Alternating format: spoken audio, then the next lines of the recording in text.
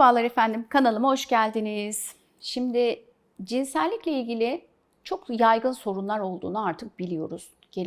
Ülkemizde özellikle bu sorunlar çok fazla. Gerek kadınlarda gerek erkeklerde. Ama benim daha çok gördüğüm kadınlar olduğu için kadınlarda cinsel işlev bozukluğu olduğunu çok fazla görüyorum. Ve bu kadınlar var ya, aslında bana geldiklerinde şunu diyorlar. Hocam ben işte 20 yıldır, 22 yıldır evliyim ve hiç orgazm olmadı. Ve bunun bir sorun olduğunu son 2 yıldır sizi takip ederek Instagram'dan orgazm olmam gerektiğini ve bunun bende olmadığını keşfettim. Çünkü öncesine kadar cinsellikle ilgili hiçbir bilgim yoktu ve benim bu normalmiş gibi kabul ediyordum. Bu benim kaderim. Hani ben haz almayacağım, keyif almayacağım. Demek ki bu benim kaderim. Eşim için bu görevi yerine getirmeliyim diye bakıyordum. 2 yıldır sizi takip ediyorum ve bir farkındalık geliştirdim. Benim orgazm olma sorunum var ve çözümü noktasında bana destek olur musunuz? Gibi. Ya da bu şekilde gelenleri bırakın, yazanlar, arayanlar, mail atanlar, demek ki kadınlar farkında değil. Cinsel işlev bozuklukları olduklarının farkında değil ya da bunu kabullenmişler. Bunu kader olarak görmüşler. Ama biliyor musunuz sevgili kadınlar? Kader değil. Hepsinin tedavisi var. Bu alanda hepimiz size yardımcı olmak için bekliyoruz. Türkiye'nin birçok yerinde çalışan cinsel tıp uzmanları, cinsel terapistler var. Unutmayın sevgili kadınlar, cinsel işlev bozuklukları kader değil, çözümsüz değil, tedavisi var. Bu alanda bizim 25 yıldır bir derneğimiz var. Cinsel Sağlık Federasyonu Derneği. Ülkemizdeki jinekologlar eğitim aldı, ürologlar eğitim aldı, biyologlar eğitim aldı, aile hekimleri, psikologlar, psikolojik danışmanlar, sosyal hizmet uzmanları, aile danışmanları 5000'den fazla eğitim almış, bu ülkeye hizmet eden Cinsel Sağlık Federasyonu Derneği'nin üyeleriyiz.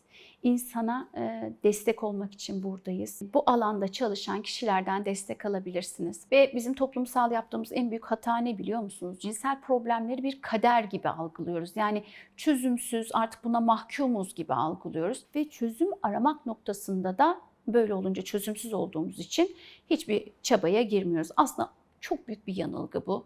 Çünkü bütün cinsel işlev bozukluklarının tedavisi mümkün. Aslında o kadar da zor değil biliyor musunuz? Tedavisi çok kolay. Öncelikli olarak bu problemi kadın olarak, erkek olarak, çift olarak problemi kabul edin. Ereksiyon sorunu varsa kabul edin. Orgazm sorunu varsa kabul edin. İstek sorunu varsa kabul edin. Şehvet sorunu varsa kabul edin. Ve bu alanda çalışan doğru uzmana başvurduğunuzda aslında var ya, tedavinin yarısını halletmiş oluyorsunuz. Çünkü bu sorunla yüzleşmiş oluyorsunuz en başta. Geri kalanını zaten uzman kişiye başvurduğunuz için gerisi hallediyor. Yani biz bu olaya baktığımızda hasta problemini kabul ettiğinde başvurduğu andan itibaren çözümü olan bir problem haline geliyor. Ama hem kadın utanır, hem erkek utanır, hem hekim utanır, hem hekim bilgisiz, hem hasta hekime bunu sormaktan rahatsız, hekimi rahatsız edeceğinden çekiniyorsa o zaman uygun koşulları olmuyor. Maalesef bugün kamu hastanelerimizde çok yoğun poliklinik koşulları var. Ve mahremiyet bu koşullarda ne yazık ki sağlanamıyor. Hekim arkadaşlarım gerçekten çok zor koşullarda çalışıyorlar. Tabii ki buralarda bu konuyu konuşmak çok da kolay değil. Yani hasta olarak gidip o 2 dakikalık süre içinde orgazm sorunum var demen gerçekten de çok zor. Bundan dolayı da bu alanda çalışan muayenehane hekimleri, jinekologlar, ürokologlar, işte sosyal hizmet uzmanları, psikologlar bu alanda çok daha tedavi konusunda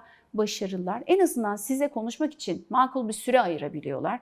Hem de mahremiyet konusunda sizi daha iyi yönetiyorlar. Böyle olunca da probleminizi çok daha kolay açabiliyorsunuz. Ancak ortam koşulları kötüyse, zaman kısıtlıysa, hekimde bilgi eksikliği varsa, kafasında ön yargılarla gitmişse hasta, o zaman da ne yazık ki sonuç alamıyor ve araştırmalar göstermiş ki başvuru sayısı çok az. Hastaların neredeyse %70'i tedavi olmak için başvurmuyor.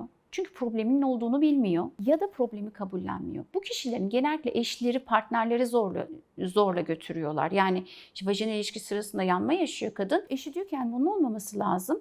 Onlara mecburen geliyor tedavi aramaya işte bu kadınlar. Aslında bunlar hiçbir kader değil. Çok basit tedavilerle çözümü olabilir. Bizi dinleyen sevgili kadınlara ve erkeklere buradan seslenmek istiyorum. Bunun bir kader olmadığı gerçeğini kabul edin ve en kısa, en yakın uzmana başvurarak bu alanda hizmet alın diye size tavsiye ediyorum. Bir videonun daha sonuna geldik efendim.